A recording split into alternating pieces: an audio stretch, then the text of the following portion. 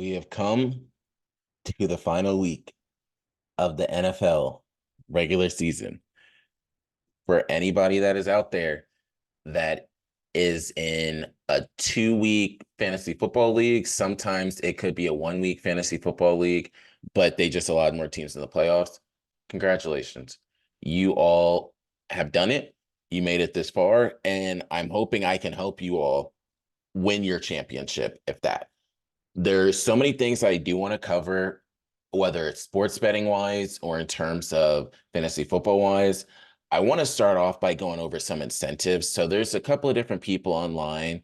One person is Sal Vetri, who put together a list of various different players that have incentives online. And that's always important, playing those players in sports betting and in fantasy football that have incentives online, because they will make sure, or sometimes they try their best to get these players their incentives. Just kind of going through the list. The first one on the list is Odell Beckham. So Odell Beckham Jr. needs 185 yards for a $750,000 bonus, 5 catches for a $250,000 bonus, 2 touchdowns for a $500,000 bonus. And then the next one is Chris Jones, Kansas City Chiefs. He needs 0.5 sacks, so a half a sack to earn 1.25 million. They're for sure going to make sure he gets that somehow, some way. He had a season high 7 pressures in week 7 against the Chargers. Next one is Austin Eckler, needs 110 total yards to cash in a $100,000 bonus. And he's earned 100 total yards in 4 games this season. So that's a little tough, but I could see them trying to find a way to have him get that.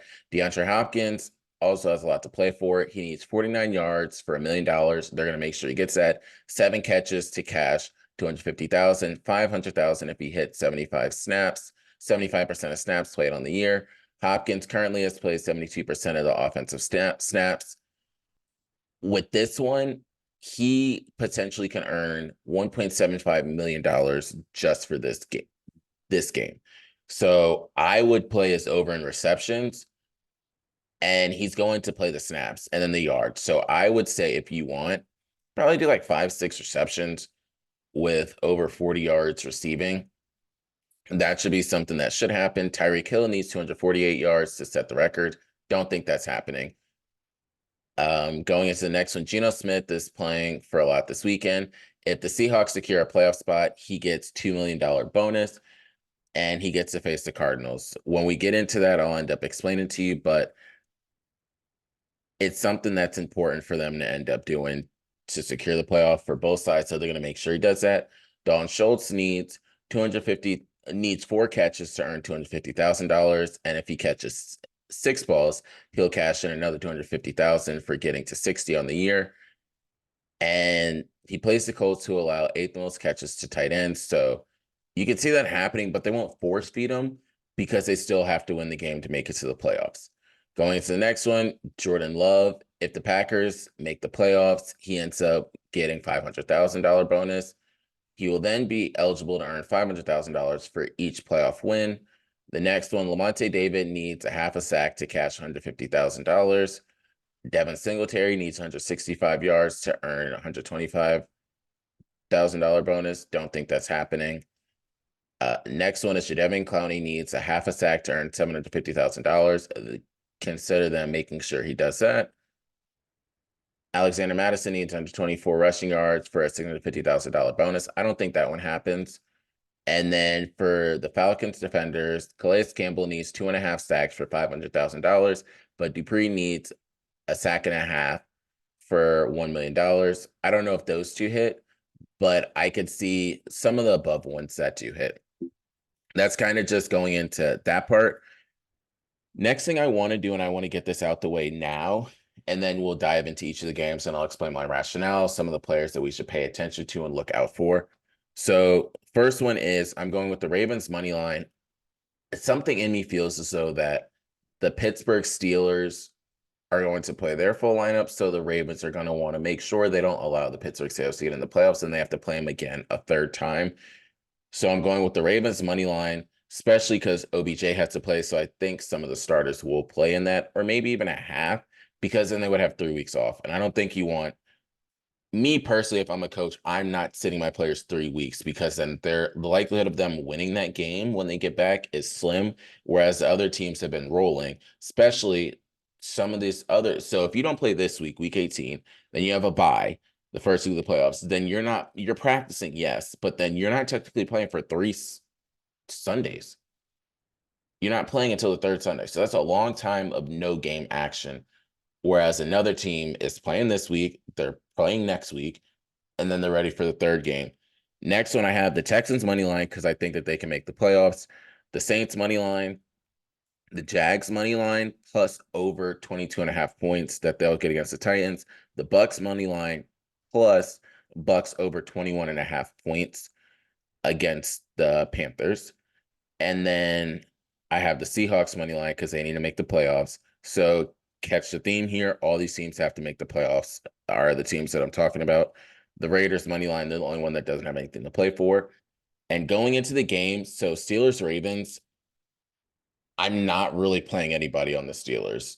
Caveat if the Ravens defense is actually playing. For the Ravens side, Lamar Jackson, you're playing. If he's in Odell Beckham, you're playing. Isaiah Likely, you're playing. Colts Texans, for the Colts, Michael Pittman Jr. you're playing, and Jonathan Taylor, you're playing.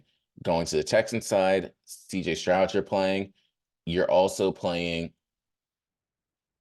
Devin Singletary is another important one that I would say you can end up playing in that. And then I have the Texans in that one. Browns Bengals, I have the Bengals if the players are not playing. If the players are playing, then I'm going with the Browns.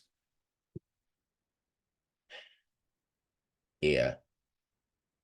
So that's what I would say. Browns, if the Browns players do play, you're playing Amari Cooper, you're playing Joe Flacco, are both good ones to play. Bengals,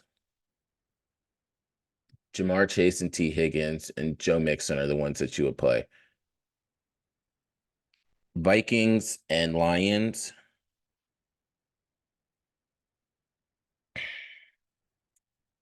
I have the Lions. The Lions would want to have a win under the belt going into the playoffs, and then they'll have home games. So I would go with the Lions in that one. If all the players are playing, you're playing all of your Lions players. That goes in terms of Jahmyr Gibbs, David Montgomery, Sam Laporta, Amon-Ra St. Brown. Then going on the Viking side, Justin Jefferson, you're going to play if he's in the game. And that's really it. You don't really know what you're doing in the running back position. I can also say the Vikings are going to be in the offseason looking for a running back. Going into the Jaguars Titans, I'm going with the Jaguars. You're playing Travis Etienne. You're playing Calvin Ridley. Titan side, DeAndre Hopkins and Derrick Henry are the two you're playing, but I got the Jaguars in this one. Jets, Patriots. I'm choosing the Jets, but that's honestly a coin toss. It can really go either way in terms of that game. There's really Ezekiel Elliott might be the only one you can play. Breece Hall as well. Breece Hall is another one that's been doing really good each week. Falcons Saints, I'm going with the Saints. The Falcons just don't have what it takes to make the playoffs. Saints, you're playing Alvin Kamara, you're playing Chris Olave, Juwan Johnson. Pay attention to him. I would not be surprised if it's Juwan Johnson touchdown, anytime touchdown. Bucks Panthers, going with the Bucks. You're playing all your players: Rashad White, Chris Godwin, Mike Evans. Then going on to Bears Packers. I have the Bears.